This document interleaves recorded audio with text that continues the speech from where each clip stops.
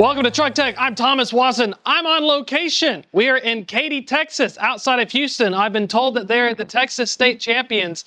It is the Katy Tigers, I think. A big shout out to them. Their stadium's larger than my local university. But we have more important things to talk about, and this time the future of autonomy. Autonomous trucking and the folks at Bot Auto are here, and I'm talking with Shouty here. We're going to be...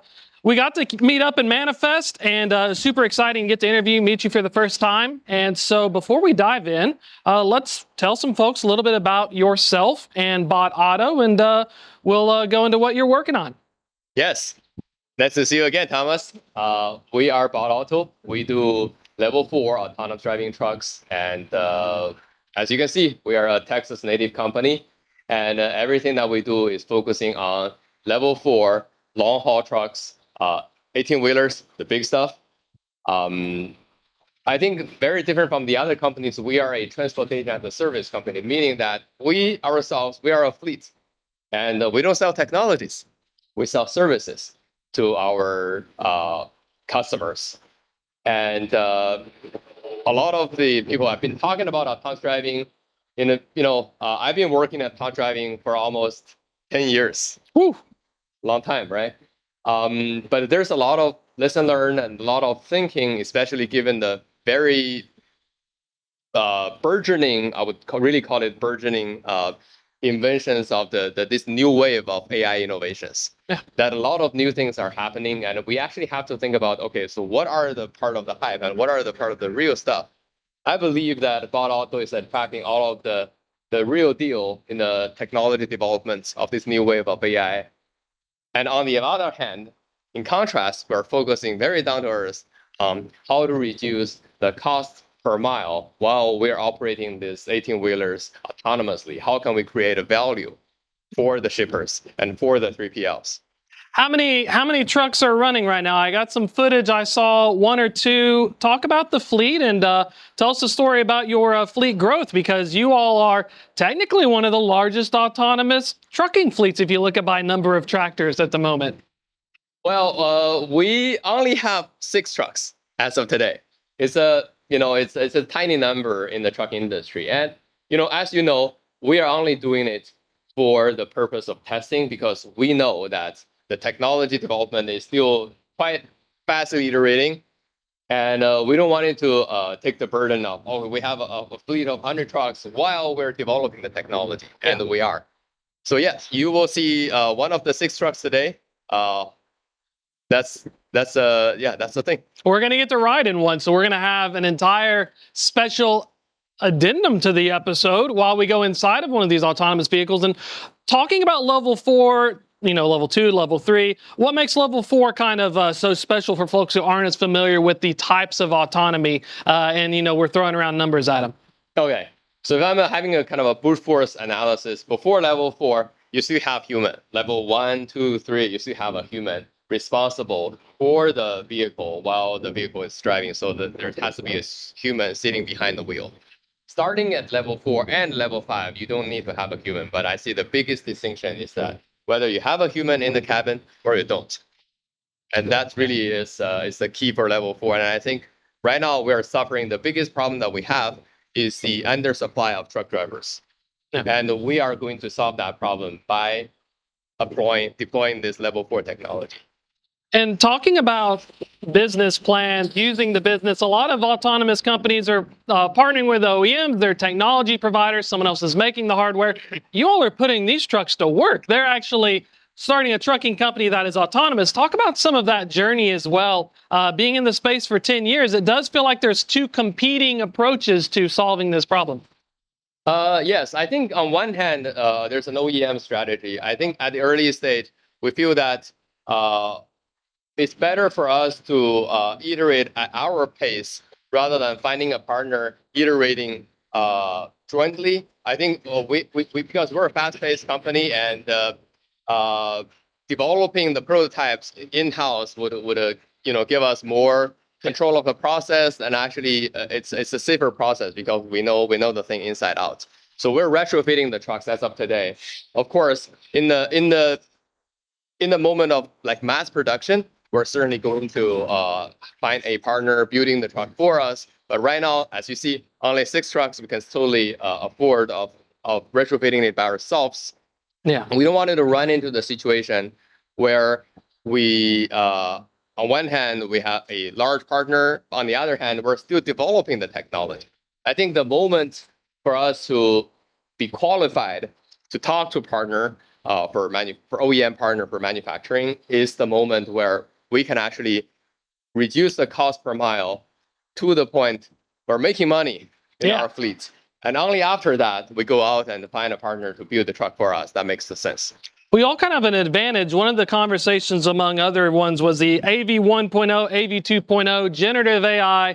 There's a lot of words, but what it seems to, and I want to get your thoughts on this, is that you all are at the perfect position where you didn't have to have a whole team of engineers like the first round of folks.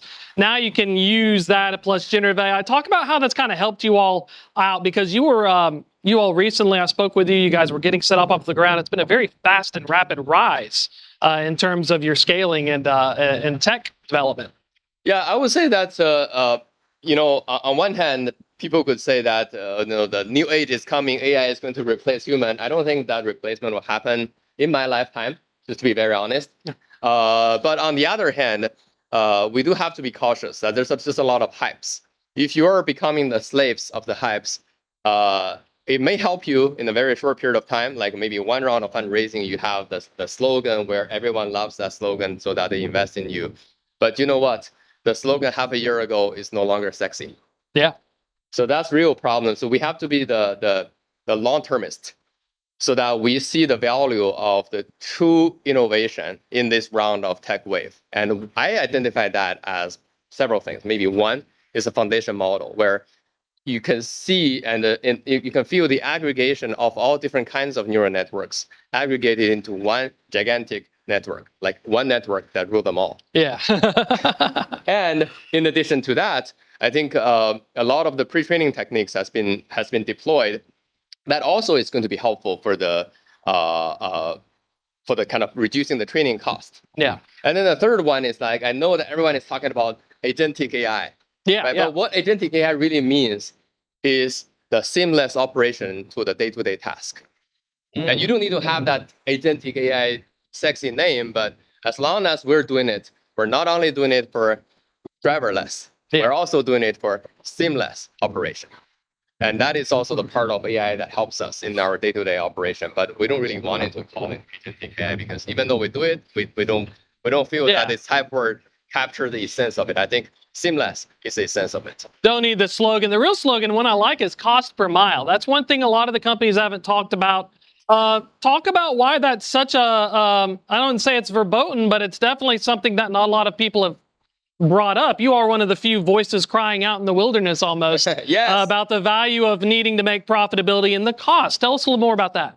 Yes, right. I think the problem is that if you're a company selling technology, what you can do is that you need to show off your muscle, saying like our technology is better than anyone else's, but we're not. I think we have old enough to pass that age, right? What we do is that, okay, how can we create a value? Either this value is being enjoyed by us, our partners, or jointly. And the fundamental thing is that if you have a technology that is too complex to maintain and to operate, for example, if your vehicle with so many sensors and so many computing powers, the downtime could be significant if it's not very carefully maintained. If the downtime is very high, then how can you make money out of it? That's one, right? And the second is that thinking about cool technology, but requires maintenance all the time, even if it's not downtime.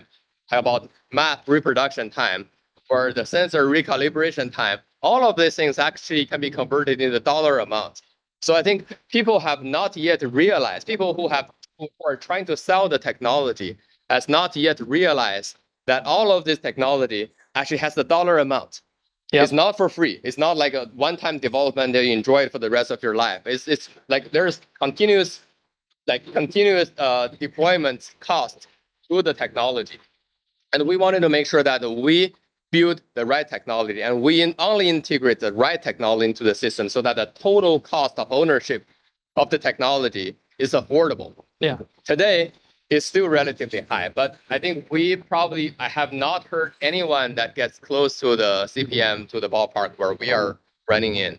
Yeah. So we're pretty confident that we adopt all of this easy to maintain, cheap to own type of technologies. And we put all of this technology into the system and altogether, that thing gives us a driver out experience. So that's where the cost per mile, and I'm almost thinking downtime's another one, because every time, so when they come in and they finish their trip, you're going to diagnose the systems, the sensors. It's almost like an airline. You're going to do another check, you're going to inspect it, but then you're uploading the data, Yes. and then it takes time to digest it. And then when everything's ready, it's time to launch it again. Is that kind of the modus operandi for a lot of these companies? Is that as soon as you send it out, it's got to come back in, and then we have to digest all that data. Yeah, I like your analogy of the airplane thing, but I think this is more like a B-2 a stealth bomber.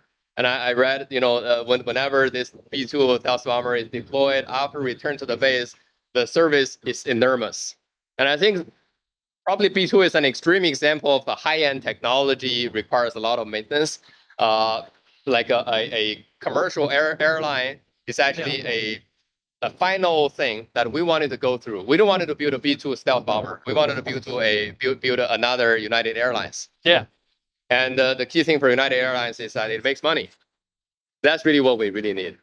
And that kind of makes, I like the United Airlines analogy, because when we're looking at the operational aspects of how these vehicles are being used right now, when you're running loads and you're trying to pick things up, is it something where a lot of times you're picking them up for truck ports, or there are actually folks driving vehicles in? When you're looking at operationally as a trucking company first instead of a tech provider, what's kind of the things that you're looking at in terms of deployment? What is it? Is it like an airport model where I come to a terminal and someone brings it, or eventually are we going to see these trucks back into the dock, or is it cost prohibitive because you just want them to keep moving? What are some of the things you're floating around when we looking ahead, I'm thinking?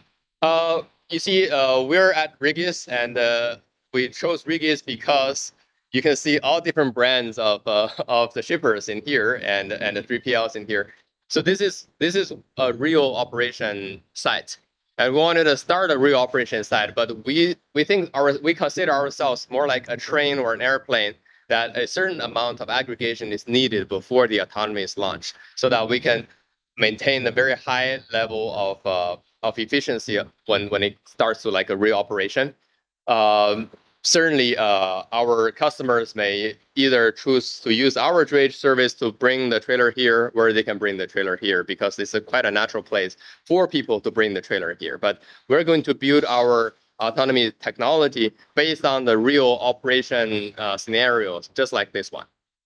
And thinking about from a trucking first versus technology first provider, is that something where maybe a lot of the companies that are trying to sell the technology virtual driver to you, it's almost like you have to do the other stuff and learn the reps? Who's going to do the sensors? What kind of tech am I going to need? How am I going to incorporate the downtime for the sensors before I pick up my next load? Is that one of the things that you would say Bot Auto is really working on, is the actual nuts and bolts of it, providing kind of a competitive advantage versus, hey, by the way, here's the OEM, it's going to roll out here, and then we're going to figure it out? Yeah, okay, so here's one thing that may make some people feel unhappy. Someday, someone will realize that they as a customer of the autonomous driving trucks, who actually buy the autonomous driving trucks from those technology companies, are unable to operate these trucks. They will realize sooner or later. And when that day comes, I think it's going to be having some disruptions to the entire ecosystem. I heard that with hydrogen, and too. A few of them bought trucks. I spoke with a fleet out of California, and they had some natural gas trucks, and they bought them, but they said, you know what? We don't know how to fix them. There's no support. So that's kind of the blind spot you're saying, is you almost have to also eat your own dog food, as they say in the tech world. Yeah. Before you sell them that, or otherwise there's a huge risk where it's like, well, crap, I don't know how to fix a sensor, right? Right. And even worse, I think as we are developing the technology, a lot of things are actually flexible and can be changed. And who is going to be optimizing the system so that they are being responsible for streamlining the operation on a day-to-day basis. If we are only selling the truck to you, it's not our business. Like, why would I spend my time optimizing things for our customers. Very little incentive for the tech companies to do that. But if we own everything, we feel all lot of pressures. And that is how we're proud of optimizing all of the operational nitty-gritty details. And we try to do that all in-house so that we know that we're building a rock solid product. And in the end, on the reverse side, if we build a technology that does not work, we are the ones who are ultimately responsible for that. But if a technology is building some cool technology but does not work, like hydrogen trucks, then who's going to pay for it? Someone has to pay for it. It's dangerous that if the sensation of pain is not transmitted to the brain in the first place. Number stuff. I don't know if you can answer or not. You're running paying loads right now, right? These trucks are turning profit? Yes. And then when you're looking at downtime ballpark estimates for companies, does it take like hours, days? I spoke with you back in February. You said, start maybe once a week, and then maybe once a day, then maybe once every 2 or 3 days. Where are we kind of at along that journey from earlier in February? Is there kind of anything you can share? Our downtime is really minimum. I don't really see a major thing as a downtime. Like the vehicle is mostly running all the time, as far as I know. Yeah. That's because we have a lot of preventative maintenance, and we have a lot of redundancy, we have a lot of data and analytics. So we know the health level of every truck because we only have 6 pretty well. Do you all use telematics companies as well in terms of partnering, figuring out the vehicles? Or is this something where when you're developing your own sensors, you almost have to develop your own tech to say, oh, this LiDAR array probably needs a cleaning or it needs a new camera? Is that one of the interesting things? I've spoken with some telematics companies and they all seem excited to try and partner with autonomous companies. But I'm trying to imagine y'all have a little bit more equipment than what those folks mostly cover. Yeah, I would say that right now we are using some like a very basic geolocation-based telematics, basically to know where the trucks are. We have those services, and those are very affordable. But in terms of understanding the health level of the very complex autonomous driving system with redundancy, we have to build it all by ourselves. There's no product available that would be able to do that. And also because we build the system, we wanted to determine when the healthy level is go to the point where we need to do some maintenance or some fixing or even clean the sensors.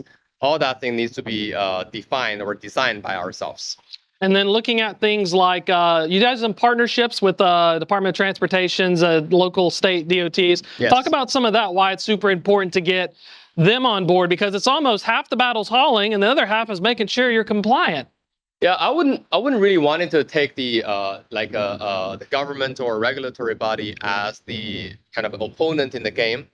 And in fact, according to our communication and experience with interfacing with them, I find that they're, number one, very open to listen, and number two, very eager to learn, and number three, extremely reasonable, as long as we can show them that we are having a very good effort in trying to promote the safety and making the road safer rather than a disruptor.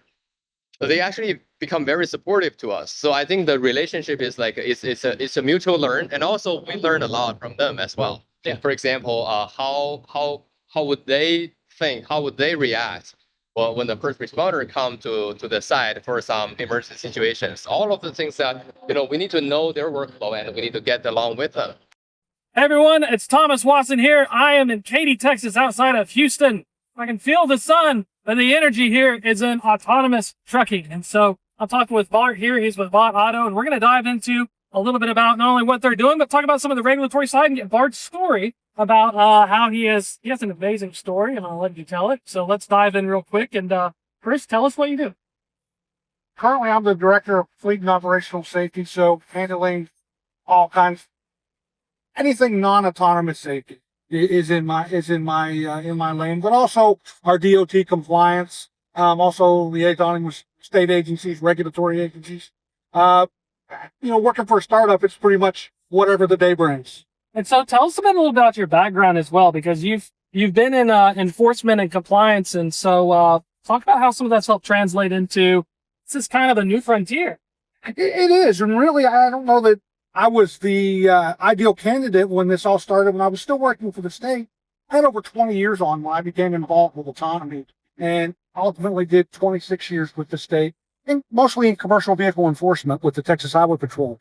And, for over 25 years, we worked to try to reduce or eliminate traffic fatalities in Texas, on Texas highways. One of the statistics I just love to throw out because it points to how stark the problem is we haven't had a deathless day on Texas highways since November of 2000. So we're coming up on 25 years of at least one fatality on Texas highways every day. And that's something we work very hard in the state, and not just my agency in the state, the Texas Highway Patrol, but Texas DOT, Texas DMV, local agencies, a host of other folks work really hard. And I won't say we were losing the fight, but we certainly weren't winning the fight. We would reduce crashes one year, the next year we would bounce up a little bit. So, it's kind of that back and forth, trying to hold the line, still killing, 600 to 700 people a year in commercial fatalities in fact. And that's one thing in common. Most of those crashes is someone did something wrong. Someone did something wrong. And so as I got involved in autonomy, of course, came into it with a 20-year cops skepticism. But the more I saw it, the more I saw the true potential that this technology can have to save lives, not just in Texas, but across the country. So I became more and more passionate about it. And so that's kind of what led me to Bot Auto. As I became more and more convinced that this is part of the answer to solving our fatality problem in Texas and across the country, wanted to be involved on a greater level. So, Bot gave me a great chance to come in kind of at the ground floor and help build the safety culture, help build the safety program from the ground up.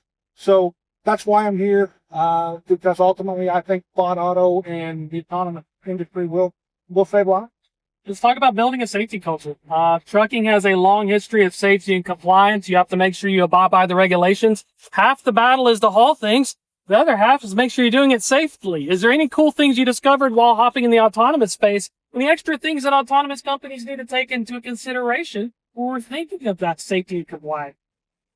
Well, I mean, the compliance obviously, kind of remains the same, right? The rules are the rules, and so far we haven't really gotten a separate set of rules that necessarily apply to autonomy. So the compliance side is the same. On the safety side, again, we just need to make sure that our trucks are able to abide by the rules of the road. We need to make sure our trucks are operating cautiously, or courteously, and obeying those safety things. I don't know that there's a whole lot extra that we need to do other than convince sometimes a skeptical public that this is going to be an improvement over what we have right now. Having just rode in one today with y'all, that was what was amazing, was how well it managed to mind the rules of the road, and that it would detect, fitting in and operating within lanes of travel and traffic, which was very impressive for me because, like you said, a lot of the reason these safety events happen is somebody messes up.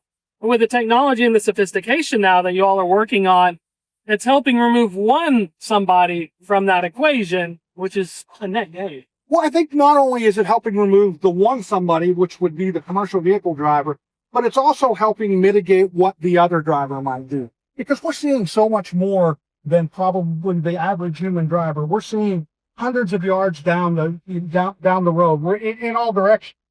And not only seeing it, but being able to calculate at the speed of compute and not the speed of a human decision-making process. So it speeds that up. So not only are we removing a part of the equation that could make that mistake, but we're able to mitigate and anticipate the mistakes of others. And possibly, maybe we have the green light, but we stop because the cross traffic is still moving faster than the computer thinks it's going. We can avoid crashes that maybe a human driver can't, because we can see so much better and so much farther. Yeah, let's do a walk around real quick. You can show us about. So these things are fascinating because we have a very integrated array. Tell us, what are we looking at here? I heard this thing lights up as well. Well, what lights up is on the front and back here. One of the big things that our first responders want to know when they're interacting with a autonomous vehicle is the autonomous system engaged? Is the autonomous driver engaged?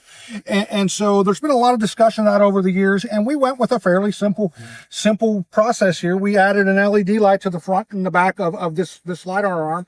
And if our system is activated, that will be turned on. It's a blue diffused light that meets all traffic requirements.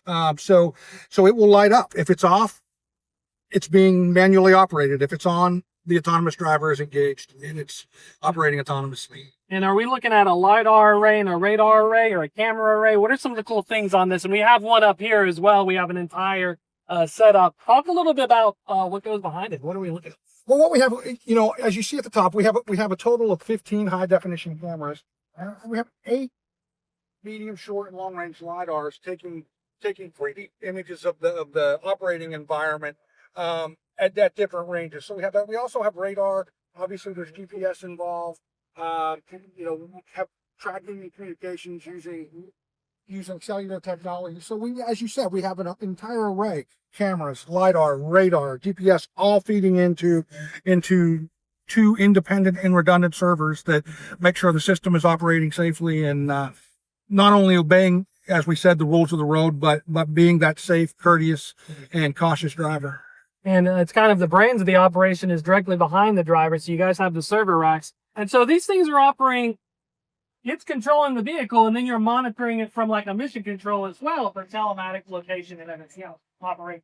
Absolutely, and that will continue to be the case. That as we remove drivers at some point, that we won't just turn a truck loose on an unsuspecting public, right? We're going to have somebody in the background monitoring that, looking, seeing not only data that could in telemetrics that could tell a story of something not being 100%, but also real-time feeds from the sensors that we talked about, the LiDAR and the camera. So we will have somebody, a human, seeing what the truck sees, what the automated driver sees, with the ability to do certain things. None of which means anybody will be driving our trucks remotely. Not a capability you have, not a capability we're developing. We'll have some limited remote assistance capabilities that would allow someone to tell the truck to enter a minimal risk condition, or have the truck stop when it can do so safely, have the truck resume when it can do so safely, things of that nature, but certainly not a remote operations type scenario. No avatar. Nobody's gonna zoom in there. No avatar. We're not driving these from a Super Nintendo game console in our mom's basement, right? We're not doing that. We are able to monitor and give some very simple commands, but the truck will always handle the dynamic driving task. And that's a safety feature as well. Having the box, having it be closed loop in that regards with minimal interference can also make sure that nobody's trying to mess with you when you're driving. Correct. Absolutely. Let's look around at the front as well. So we've got a lot of these trucks come standard with features like front end collision, AEB systems. Is there any kind of additional things that when we're looking at for an autonomous truck, we've got the big rig up here. Do we need anything else near the front, Cal? Well, obviously we've got LiDAR down low and up front, so that we're getting, like I said, we're trying to create that entire 360 3D view of our operating environment. So yeah, we've got the down low. You can see that there, the LiDAR. Other than that, like you said, it kind of sticks out. The sensor bar at the top and the LiDARs on the side are pretty much complete our sensor suite from the exterior. Do we put anything on the back as well, or is this the sensor suite that has the full range of stuff? This is it. There's nothing on the back. This is an entirely truck-mounted system that does give us that 360 3D view. So nothing mounted in the back, nothing mounted on the trailer. And looking at operation, got a little bit of time left here, a little under 2 minutes. When we're talking about the changing nature of jobs and stuff, I keep hearing about a technician shortage. That's one of the big things. This is an opportunity as well, because not only do you have standard technicians that are do a pre-trip inspection, make sure the vehicle's safe to roll, but also looking at the LiDAR and the arrays, it almost requires a whole new breed of technician and operational stuff to make sure that everything is fine-tuned and ready to roll as well. Yeah, absolutely. From retrofitting to repairing to upfitting these trucks, the autonomous vehicle industry is opening up a whole new space of, like you said, technician positions, and we need more. We need more and more. We're going to continue to create those jobs. But when you talk about job creation and where the jobs are going to be, we're also hiring drivers, and we'll continue to hire drivers. As you know, our model is hub to hub. So we're always going to need local drivers. We're going to need people to take these trucks to the last mile destination So we're creating jobs and creating good jobs, good paying jobs in a lot of different places that probably we didn't anticipate 10 years ago. So it's a hybrid because this thing can engage and disengage as full functionality of a regular truck and an autonomous one. You can use them both ways. Have the driver come, bring it to the truck port, loaded trailer, and then boom, whenever full driverless out happens, theoretically you can then have this thing pull itself out and roll, and then the driver at another terminal can take it to the final destination. There's always going to be this, because you make your money on these because they don't need hours of service. They don't need the rest. And so why would you delay the trucks? There's always a role for people in trucks, just depending upon changing, nature. Like we talked about earlier, if you're a 25-year-old truck driver right now and you want to work your entire life and retire as a truck driver, you're going to be able to do that. We're not putting truck drivers out of business. We're keeping good truck driving jobs. We're creating good technician jobs with our enhanced inspection that these trucks are going to be subject to that new Commercial Vehicle Safety Alliance standard before they operate autonomously. We're creating inspector jobs that are going to be great jobs for somebody to come out and help us make sure these trucks remain the safest, most reliable trucks on the road. Perfect. And I really appreciate your time to talk to me as well. Folks want to check out Bot Auto, learn more, and, see what they're working on, what y'all are working on. What's the best way to get more information? Our website is constantly being improved, constantly being updated. Go to Bot Auto and check us out.